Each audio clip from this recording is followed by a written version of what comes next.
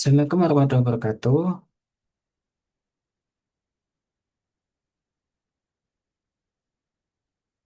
Assalamualaikum warahmatullahi wabarakatuh. Selamat pagi. Di sini saya akan memaparkan mengenai laporan tugas proyek sistem transportasi dengan tema Black Spot dan keselamatan transportasi di Jalan Margonda Raya, Kota Depok.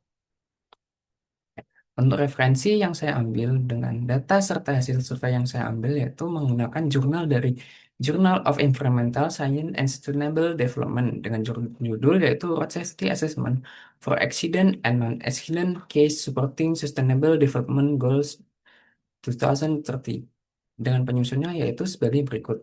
Brian Naraya Nugraha, kemudian ada Sekar Warangi Nur Cahyati, kemudian ada Hizkia Adit Karatma, dan yang terakhir yaitu ada Marta Leni Siregar. Outline-nya yaitu pendahuluan, tinjauan pustaka, metodologi penelitian, hasil dan pembahasan, kemudian penutup. Nah, untuk pendahuluan, latar belakang yaitu ada urgensi keselamatan jalan, kemudian ada masalah kecelakaan di Indonesia, kemudian ada peran fasilitas dan lingkungan, kemudian ada fokus dan tujuan penelitian, kemudian ada pentingnya identifikasi black spot. Untuk rumusan masalah yaitu bagaimana karakteristik kecelakaan lalu lintas pada ruas jalan Margonda Raya. Nah, kemudian yang kedua yaitu ada di mana lokasi spesifik black spot pada ruas jalan tersebut. Yang ketiga ada faktor apa saja yang menyebabkan terjadinya kecelakaan di lokasi rawan tersebut. Kemudian yang keempat yaitu bagaimana rekomendasi penanganan yang tepat untuk meningkatkan keselamatan jalan di area tersebut. Untuk tujuan penelitiannya yaitu ada mengetahui karakteristik kecelakaan lalu lintas pada ruas jalan yang diteliti. Kemudian ada menentukan lokasi rawan kecelakaan black spot pada ruas jalan penelitian. Kemudian ada menganalisis faktor penyebab kecelakaan lalu lintas pada lokasi penelitian. Kemudian yang terakhir yaitu memberikan rekomendasi penanganan dan perbaikan untuk meningkatkan keselamatan lalu lintas. Untuk manfaat penelitiannya itu ada bagi akademisi atau mahasiswa yaitu untuk menambah wawasan serta referensi dalam sistem informasi khususnya di identifikasi black spot. Kemudian pemerintah atau instansi terkait yaitu menjadi bahan masukan atau pertimbangan.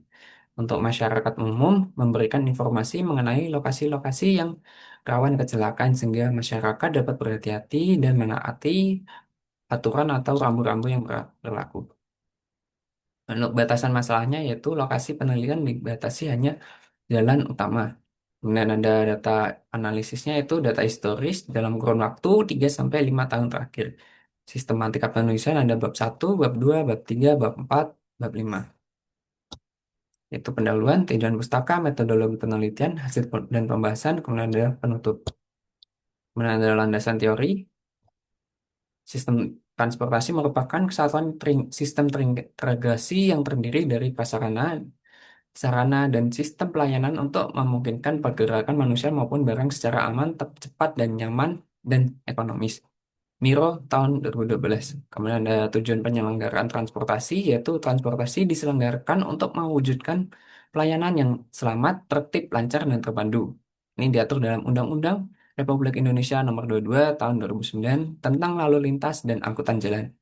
Kemudian ada standar prasarana dan kelas jalan, yaitu penyediaan prasarana ruang lalu lintas dan fasilitas pendukung wajib memenuhi standar fungsional agar kelancaran terjamin dan potensi konflik pergerakan dapat diminimalkan. Ini tercantum dalam Peraturan Menteri Pekerjaan Umum Nomor 19 PRT M 2011. Kemudian ada target penurunan angka kecelakaan. Ini dalam agenda untuk memangkas hingga 50% jumlah kematian dan cedera yang diakibatkan oleh kecelakaan lalu lintas. Yang dari SDGs tahun 2030 target 3,6. Nah, untuk keselamatan lalu lintas, keselamatan lalu lintas atau traffic safety adalah suatu keadaan terhindarnya setiap orang dan dari risiko kecelakaan selama berlalu lintas yang disebabkan oleh manusia, kendaraan, jalan, dan atau lingkungan. Ini diatur dalam UU Nomor 22 Tahun 2009. Kemudian dalam mewujudkan keselamatan jalan memerlukan pendekatan sistem yang berkesan atau safe system approach, di mana seluruh elemen transportasi saling mendukung untuk meminimalkan risiko fatalitas berkendara. Ini dia atur dalam WHO tahun 2018. Kemudian ada pemerintah Indonesia menaruh perhatian khusus untuk Rencana Umum Nasional Keselamatan atau RUNK, jalan yang membagi penanganan ke dalam 5 pilar. Nah, untuk Kementerian Pekerjaan Umum secara khusus bertanggung jawab atas pilar kedua, jalan yang berkeselamatan atau safer roads. Kemudian ada eh, klasifikasi kecelakaan. Untuk berdasarkan korban diatur dalam Peraturan Pemerintah Nomor 43 Tahun 1993, yaitu ada meninggal dunia, luka berat, kemudian ada luka ringan.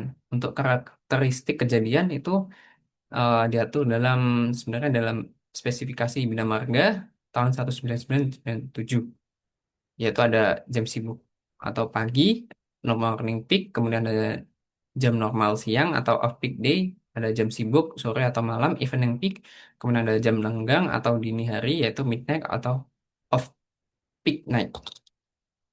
Nah, untuk karakteristik kejadian diatur dalam Oglesby dan Hicks tahun 1982. Yaitu ada depan-depan atau head on, depan belakang rear end, kemudian ada samping yaitu side swept, kemudian ada sudut yaitu right angle, kemudian ada kecelakaan tunggal atau out of control. Nah, ini jenis kendaraannya itu dibagi dari MC atau motorcycle, LV, light vehicle, kemudian ada heavy vehicle, kemudian ada unmotorized atau kendaraan tidak bermotor seperti sepeda, beca, gerobak, andong, atau delman. Nah, definisi black spot. Black spot itu adalah uh, titik rawan kecelakaan yang didefinisikan sebagai suatu lokasi, segmen, atau persimpangan jalan tertentu yang memiliki angka, frekuensi, atau tingkat risiko kecelakaan lalu lintas yang jauh lebih tinggi secara signifikan dibandingkan dengan ruas jalan yang memiliki karakteristik geometrik dan volume lalu lintas yang serupa. Ini diatur dalam AASTO, yaitu tahun 2010. Untuk karakteristiknya, lokasi rawan kecelakaan yaitu kondisi pencahayaan, kemudian ada tingginya hambatan samping, kemudian ada keberadaan fasilitas pejalan kaki yang tidak memadai, kemudian ada kondisi infrastruktur yang buruk, seperti tiadanya marka jalan yang jelas dan kerusakan perkerasan seperti jalan berlubang. Nah, untuk parameter identifikasi black spot yaitu ada dua, frekuensi base method yaitu berbasis frekuensi dan equivalent accident number atau EAN.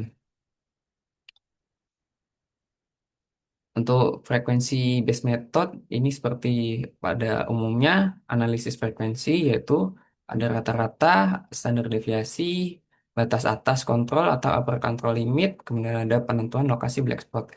Jika XI atau rata-rata kecelakaan jika XI atau jumlah kecelakaan pada segmen KI lebih dari UCL, maka segmen jalan tersebut dikategorikan sebagai black spot. Jika XI atau jumlah kecelakaan pada segmen KI kurang dari UCL atau sama dengan UCL, maka segmen jalan tersebut tidak termasuk dalam black spot. Nah, kemudian ada metode angka ekuivalen atau accident number EAN, yaitu dengan pembobotan meninggal dunia 12, luka berat di situ sebenarnya 6, luka ringan yaitu 3, kerusakan material yaitu 1.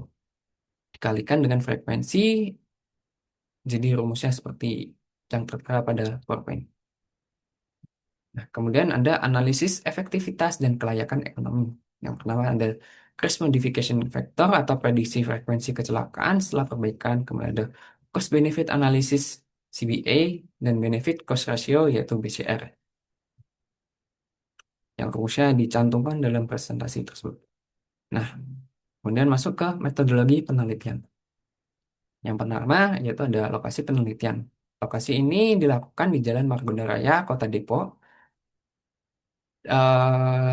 dilakukan karena dasar pada studi literatur dan riwayat data kecelakaan yang menunjukkan bahwa area tersebut dikategorikan sebagai daerah rawan kecelakaan lalu lintas atau titik rawan black spot. Secara spesifik, segmen jalan yang dinilai dalam penelitian ini membentang sepanjang 2,5 kilometer dimulai dari Bundaran Universitas Indonesia hingga ke simpang Jalan Insinyur Haji Juanda. Untuk memudahkan proses analisis keseluruhan ruas dibagi menjadi 5 segmen. Segmen A hingga segmen E. Memiliki panjang 500 meter per segmen. Nah, jenis penelitiannya itu melakukan dengan pendekatan campuran atau mixed method. Untuk pendekatan kualitatif yaitu asesmen proaktif itu ada dalam pada RSA atau audit keselamatan jalan. Kemudian ada pendekatan kuantitatif itu seperti identifikasi black spot, prediksi efektivitas perbaikan seperti CMF, kemudian ada kelayakan ekonomi seperti CBA. Nah, jenis datanya itu ada data kualitatif dan data kuantitatif. Untuk sumber datanya itu ada data primer seperti survei lapangan dan eh, kerangka alur penelitian, basis data historis kecelakaan juga diposisikan sebagai data input primary data untuk melakukan analisis berbasis kecelakaan diagram polisi. Nah, untuk sumber datanya yaitu seperti data sekunder itu ada di IRSMS atau Integrated Road Safety Management System dari kepolisian tahun itu 2020 sampai 2022. Kemudian ada data pemetaan seperti Google Maps, Google Earth, penempatan titik stationing. Nah, untuk studi literaturnya itu ada seperti EAN, CMF, kemudian CBA, ini diatur dalam Bina Marga dan FHWA.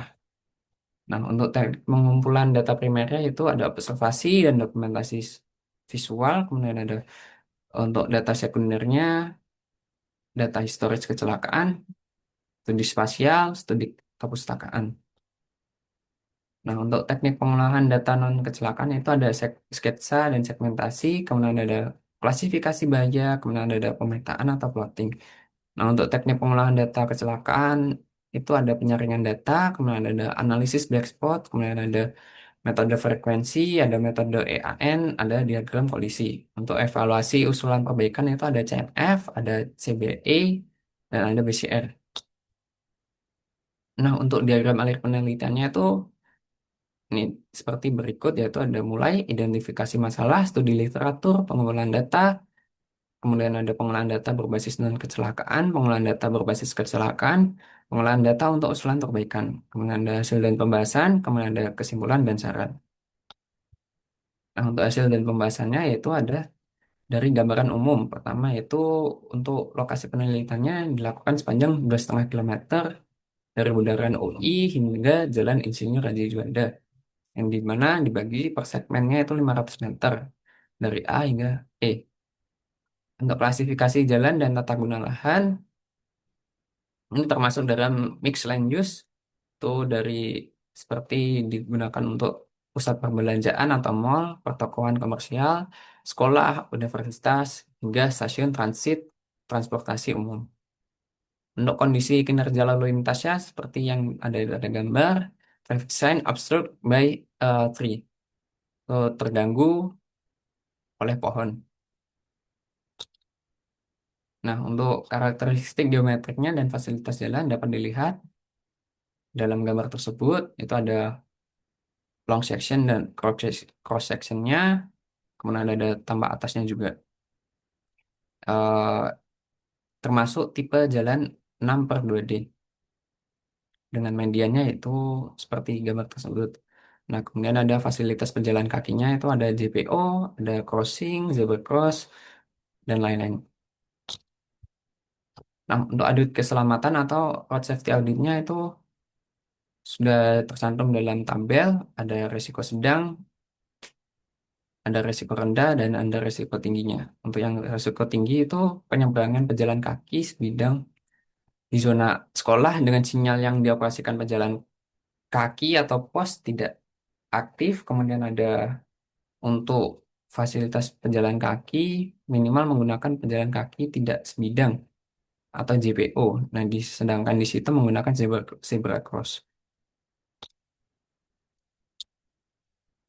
Kemudian ada pemetaan dan visualisasi hasil audit yaitu segmen D dapat dilihat itu yang tadi dari tabel divisualisasikan dalam gambar serta foto dokumentasinya.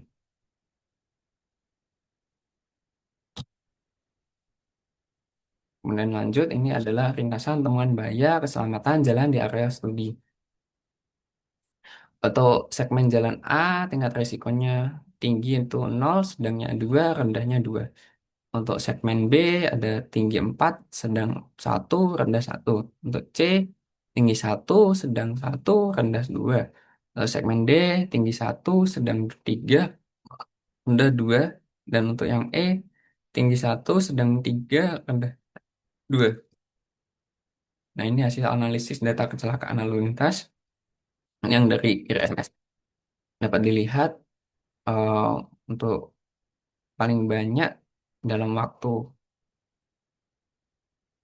malam terjadi karena tadi kurangnya penerangan. Nah, itu kemudian yang tabel sebelahnya itu sudah diolah dengan metode frekuensi dan juga metode EAN.